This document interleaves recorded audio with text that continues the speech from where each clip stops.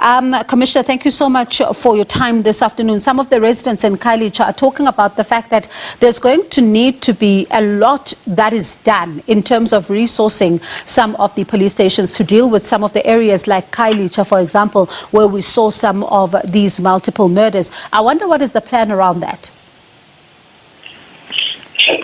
Thank you to you and thank you to the listeners. I must say that it is indeed that we need more resources to police Khayelitsha, which we've already started.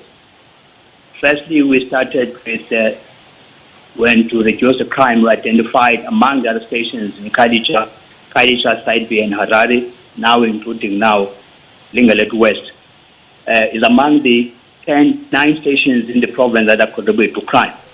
But coming back to Khayelitsha, what we're doing now, we are in the stabilization phase, where we're stabilizing the crime. We've had the additional police that was deployed also from outside this province to assist in stabilization of crime. That's about 200 more members extra from other provinces. And coupled with that, we have, if Harare has ground to have another police station that is underway to build in Makaza, but that police station will be built in the next financial year. As we are not waiting for that, we've placed 50 members plus 10 vehicles in Makaza to deal with Makaza area. Of course, the number of challenges that we have is the area that we can't patrol during the night, the streets that are not there in the informal settlement. But we are mobilizing the community in those areas. All right.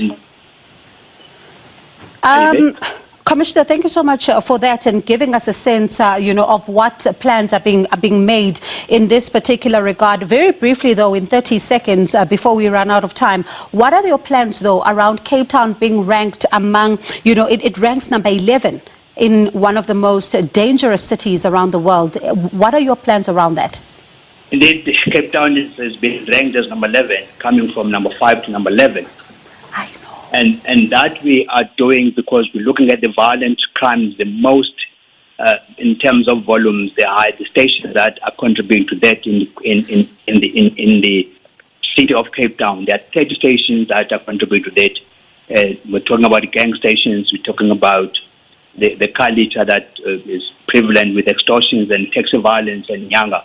So we have focused on those stations. As we can see in the last 6 months in the camp sets that have been released, that we've had a reduction in many of those violent crimes.